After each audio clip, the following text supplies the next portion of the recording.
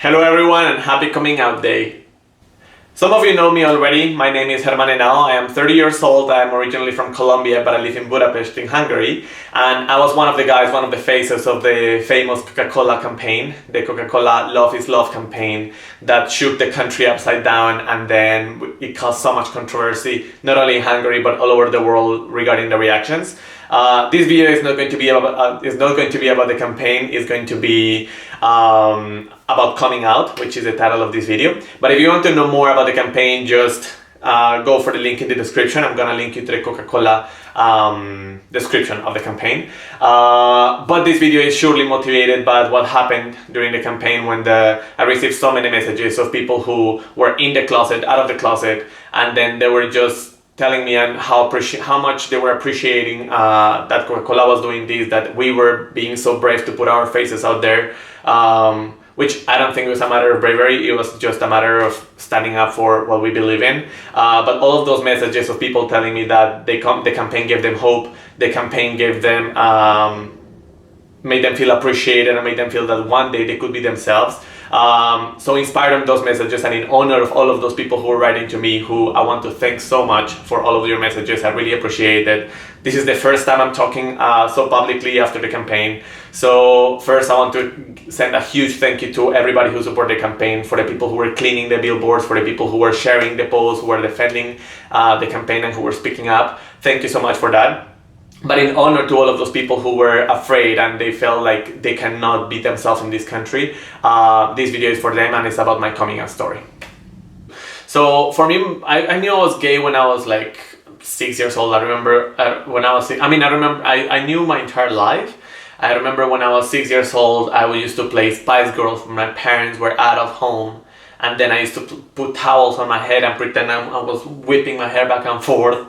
My first CD was Baby One More Time by Britney, which by coincidence that was a present for my parents, but just because I loved her so much. So I was very much into the pop divas and the dancing and all of the typical gay stuff, to call it that way. But beyond that, I always knew I was gay. I was more attracted to guys. When I was watching the movies, I was always more interested in like checking the shirtless guys, if there was any, than the girls. And I remember there was a specific time when I was super confused because Dirty by Christina Aguilera came out, which was a very sexual video. And then I remember I was watching it and I was like, oh, maybe my parents will think I'm straight because I'm watching this sexy girl dancing. But in reality, I was more interested about the hot guys around her. So yeah, there were these little things that I grew up and I knew that I was gay, basically. But then through the time, it became very complicated for me to express it or to know how to handle it. My mom is a very Christian woman. She's the kind of woman who goes to church all the time. She follows the rules and she really believes. She's a strong believer. And my dad comes from a very strong, the city where I grew up, where my dad is from, is called Pereira in Colombia. And there, the masculinity, the role of the man is pretty high. You are supposed to be the man of the house. You're supposed to be strong. Men are known to be womanizers. It's kind of the society that allows like the biggest man is the one who has multiple women and these kind of things. So when my mom was telling me like, you need to be stronger, you need to have sharper moves, and then my dad was always, talking about girls, like, oh, look at that hot girl. And then when you are a teenager who is struggling to figure out himself, this was a very confusing moment for me. Nevertheless, I had girlfriends. I had a couple of girlfriends in high school and in university. I loved all of them. I really appreciated them as part of my life. I'm still in touch with a lot of them, and they know I'm gay. But yeah, going back to the topic. So when I was growing up, I was really the gay kid. I was basically the gay kid of the classroom, or one of them, because there were actually plenty. And then, so I was bullied. I knew I was gay. I was having like my first gay experiences.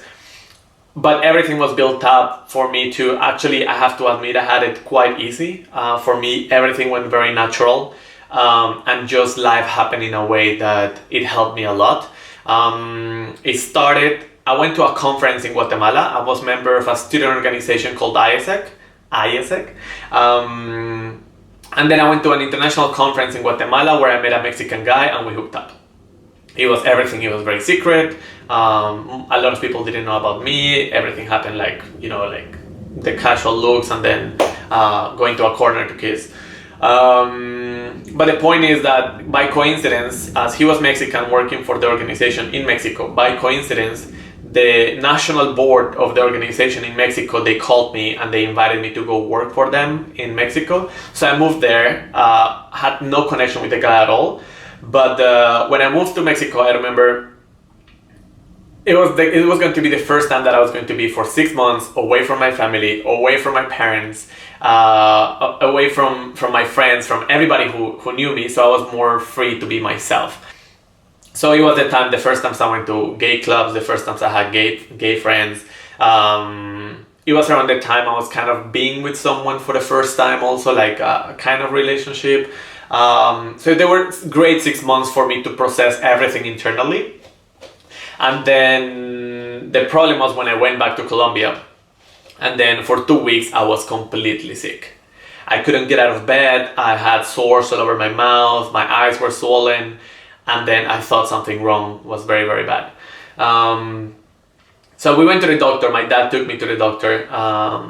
By the way, my parents are divorced, that we'll explain later. So my dad took me to the doctor, and then the doctor checked everything and there was absolutely nothing wrong. So the doctor asked my dad to leave, and then he told me like, your body is fine. What you are going through is psychological. Something is going on in your head and then your body is collapsing. And this was because there was the new me who was free, more aware of himself, more confident about his sexuality, being put into the old box when I moved back to Colombia, and I was again with my family, in my house, with my friends, with all of the social pressure I was feeling at the moment, that I had to hold myself again after being so free for 6 months. So that was the moment when I realized I need to start coming out, otherwise my body was not going to respond. I started to build this support system, which is something I always advise to people who are coming out, because you never know how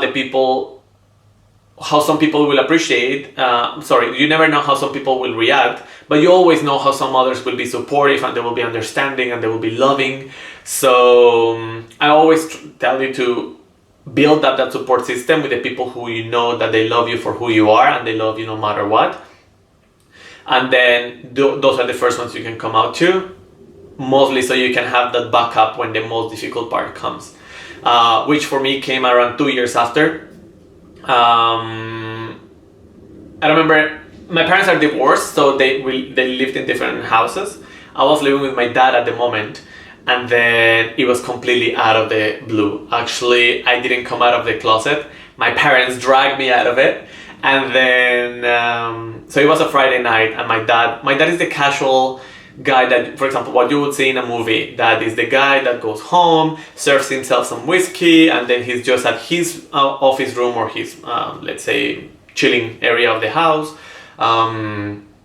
playing some old music, his favorite music, some classics, and then having some whiskey, chilling. So he's that type of guy, and then it was an average Friday night. He was never a party guy, so he was just staying home.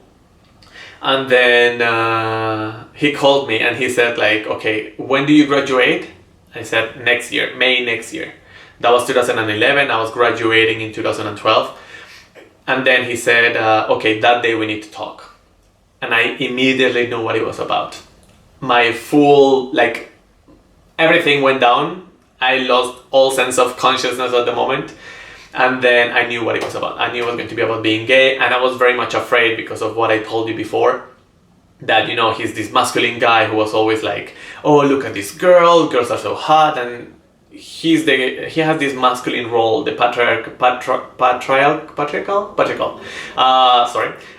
role of in society. Patriarchal, that is the word. Sorry for that. So anyway. So I was very much afraid, and he started to say, yeah, there are things that are not right. He was a little bit emotional already because of the whiskeys he has had before, so he couldn't hold it up too when he said, that day we need to talk. He just kept talking, and he just kept saying, that day we need to talk because there are things that are not right, there are things that disappoint me, and that I don't accept. And I knew what he was talking about, but we never mentioned the topic, we never mentioned the word gay, we never mentioned the fact that I was gay. There was just this big question mark of, yeah, there is something, and he's disappointed, and he doesn't support, and he doesn't agree. So I was feeling very bad. I was like crying immediately. I was feeling like I disappointed my dad, that he hated me, my mom and my dad, of course, and some of the most important parts of my life. So when my dad started to speak like that, I felt like I was the worst child and I was gonna be disowned from my family or something. But I truly appreciate that I had a very smart dad. And then at the end he said, but you, like, what really disappoints me is that you didn't have the confidence to talk to me. That I feel like I failed as a father, that you didn't trust me enough to share this information with me. And then I completely lost it. I was bawling, I was crying my ass out. And then he told me, just to finish the conversation, he said, you and me, we are fine. You are my son and I love you. And I don't understand this. I don't understand it. I don't accept it. I'm not okay with it. But that is my job to solve it as a father with myself. I am your dad and I need to support you. I will do whatever I need to do inside me to fix the situation for me, but you and me, we are fine and I love you. And then I was crying even more because of the fear that I had for 20 years. It just dissolved, knowing that my father was appreciating me and he would love me no matter what. And then he asked me, like, does your mother know? And I said, like, no, she doesn't know. So he said, okay, let's not tell her because you choose your own time. And because she's more sensitive about the topic, she's Christian, etc. So let's be careful with that. I was like, okay, fine for me, thank you.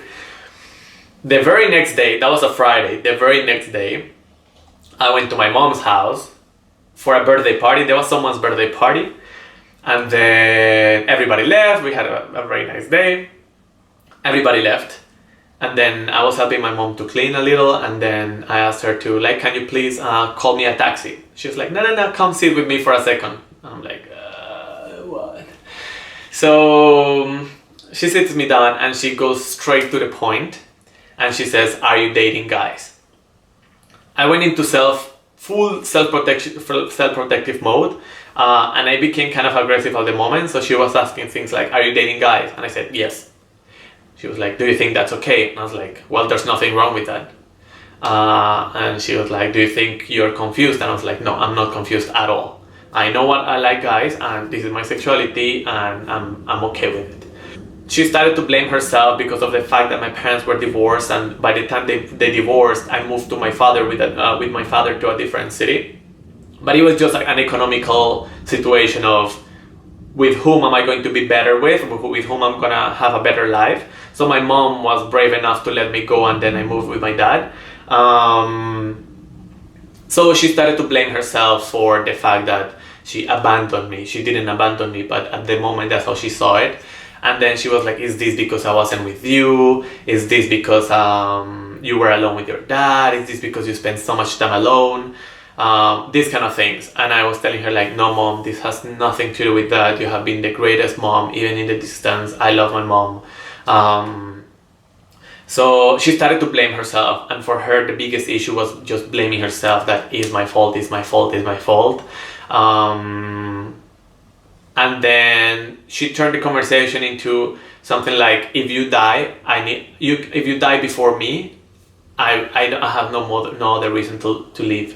So she started to have this conversation about death, and I really didn't understand why, but then I understood it's because of AIDS, and because she still had the conception of gay equals HIV equals AIDS.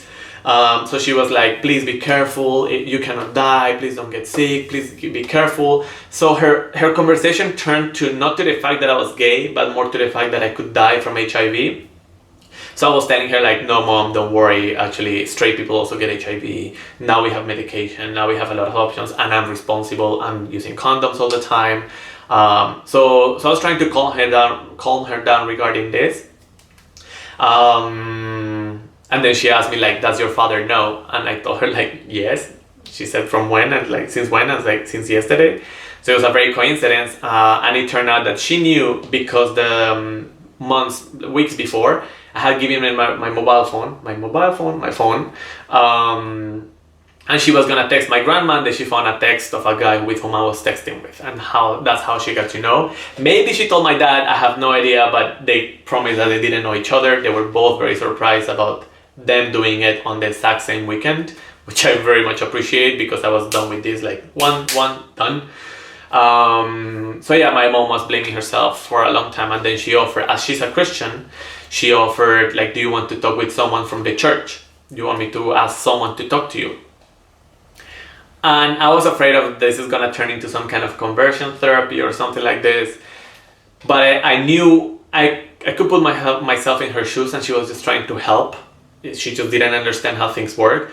So I told her like, Mom, look, if you want me to go to talk with someone in your church, I will go. But not for me, just for you to be calm and to I don't know what you expect from this. But I will be doing it just for you. Just don't expect anything to change, because this is nothing to change. And then for the upcoming month, the relationship with my parents was of course a little bit weird. My dad was very distant. He was like, you could tell that he was taking the process of, I don't want to get too close until I solve my own issues. But he was still an amazing, loving father. And from my mom's side, that was the most difficult part. She was coming for like a month to my house, crying, afraid that I was gonna die, blaming herself. It was a very strong, difficult process for her. But then with time, she was fine. She accepted it, and then we didn't speak about it for a very, very long time. Actually, up until 2 years ago. 2 years ago, that means I'm 30 by the time I was 28. So for around 7 years, 7 years, we didn't talk about the topic. They just knew, but we didn't talk about it. I moved to Hungary, and then they never knew about a boyfriend that I had, or 2 boyfriends. They never knew. We never talked about, are you dating someone, or how is your love life, or anything. For a long time, it was just something we don't talk about. But I was very much appreciating of the fact that both of them, they were more concerned about like my health, or they were more concerned about their own job they had to solve as parents. But both of them were always very loving. By now, we still don't talk about it with my dad. It's something that he knows, I know.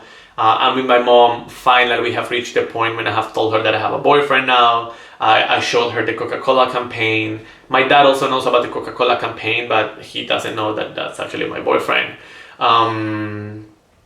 But yeah, my mom now, she's like, oh, bring him home so I can meet him. So I'm very glad that we are reaching this point. But for me, one important thing is that it was not as difficult as I expected. The process, it just feels so much weight being lifted off your shoulders that you think is gonna be harder than it actually is. And I know and I appreciate, I was very lucky to be in a situation when both of my parents were very understanding. Both of my parents were very smart to put the mother-father-son relationship first over religion, over personal beliefs, over society. And it was just, I was very, very lucky, and for that I truly appreciate them.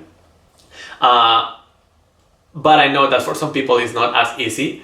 I even had people who I lost in my life for the fact of being gay. And one thing I learned is that you just have to be true to yourself, and it's not your job to make your parents happy. Their job as their parents is to support you and to make you feel loved. Your job is not to make them happy and to fulfill their expectations.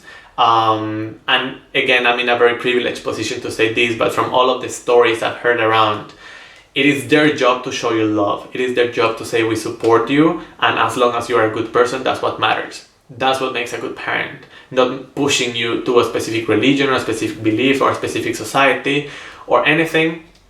So I have a couple of recommendations that I would like to tell you regarding coming out.